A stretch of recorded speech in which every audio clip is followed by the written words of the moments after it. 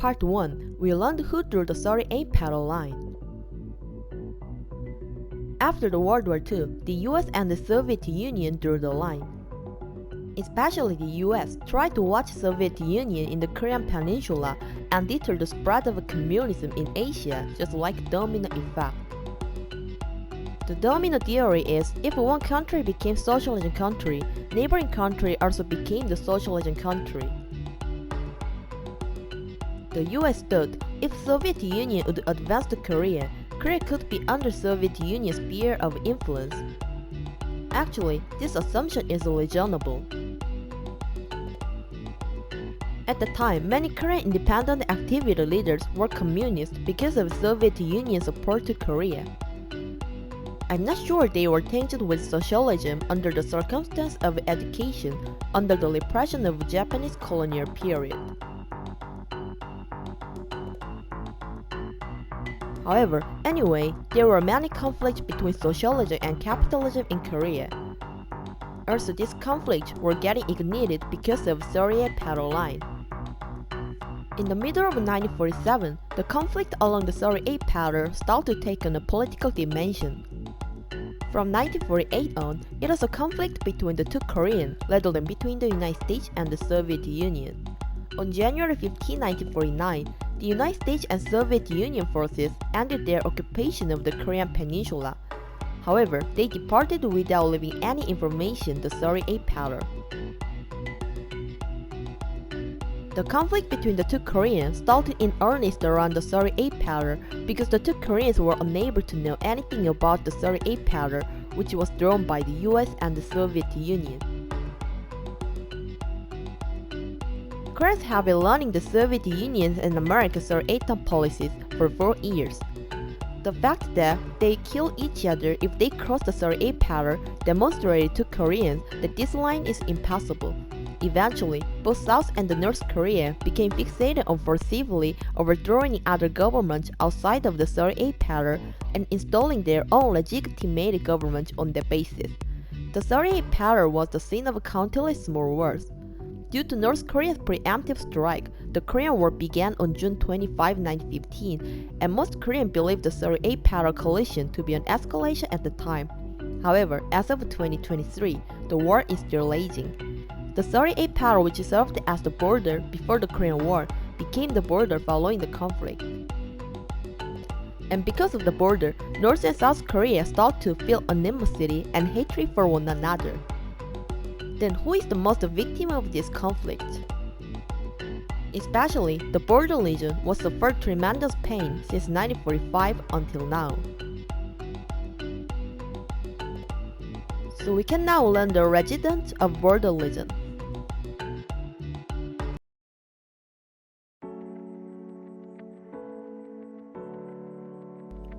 Residents of the border region were the ones who suffered the most pain after the Soviet power.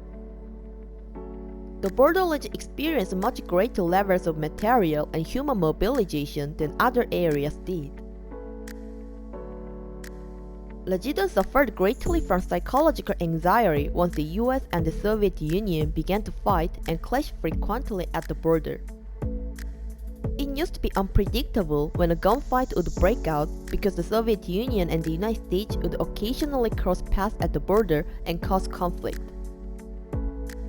Unimaginable harm was done to civilians, including losing and the killing of civilians. In particular, the residents of the border area were compelled to fight as the two Koreans engaged in constant fighting there.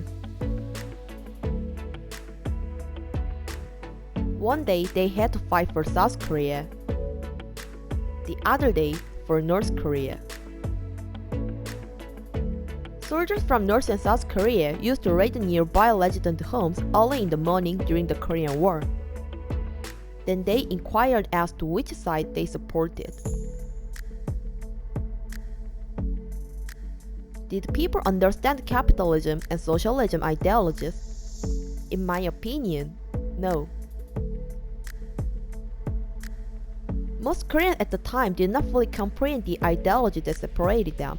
To survive, they had to identify the ideology represented by the soldier uniform. However, because there was a lack of electric, soldiers' uniforms were frequently invisible. Additionally, most of the lookers were shot if they revealed the ideology of the opposing side. They were forced into ideological conflict without having a clear understanding of what capitalism or socialism was. The current definition of South Korea's border areas include countries and cities that are located within 25 km of the civilian control line and 22 km of the military demarcation line respectively.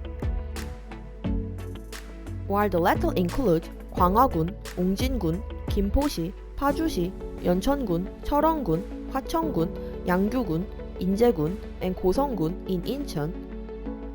The former includes 고양시, 양주시, 동두천시, 포천시, and 춘천시.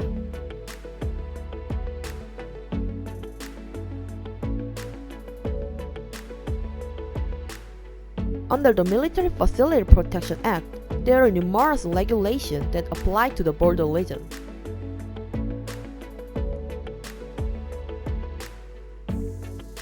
The Minister of National Defense, or the head of the responsible unit, must consult with all development-related departments, including construction, roads, land renovation, and forestry. For more than 70 years, South Korea has been a divided nation. This implies that the border region has not been able to grow consistently because of division, despite other regions experiencing rapid growth for the past 70 years.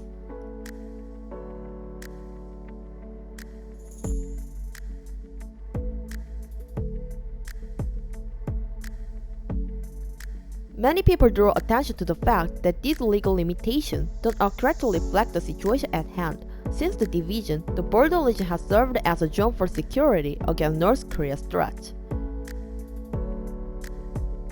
The Freedom Village in Daesungdong, South Korea, served as a prime illustration of the threat of this border region.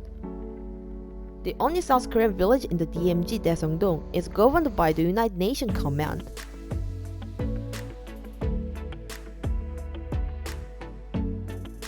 As a result, Daesungdong village has a curfew, and the civil affairs company even count the inhabitants of each household at 7 o'clock in the evening. From the time the war came to an end in 1953 until 1969, residents were essentially treated as refugees to the point where they were unable to obtain Korean citizenship. In comparison to other regions, it is underdeveloped in all areas, including population, economic structure, housing and welfare services, education, and healthcare. One of the significant factors lowering the standard of living in the border area is the inconvenience of transportation, among other things. The stunted findings also show that people in the border region have a strong propensity to fail to recognize their region as a border region. This indicated that they are unaware of their local identity because of the unfavorable perception of the border region. The 38 pattern has a significant impact on the rest of Korean society as well as the border region. There won't be a solution to these issues until the war is over. So thank you for watching this video, and please don't forget to click the subscribe and the like button.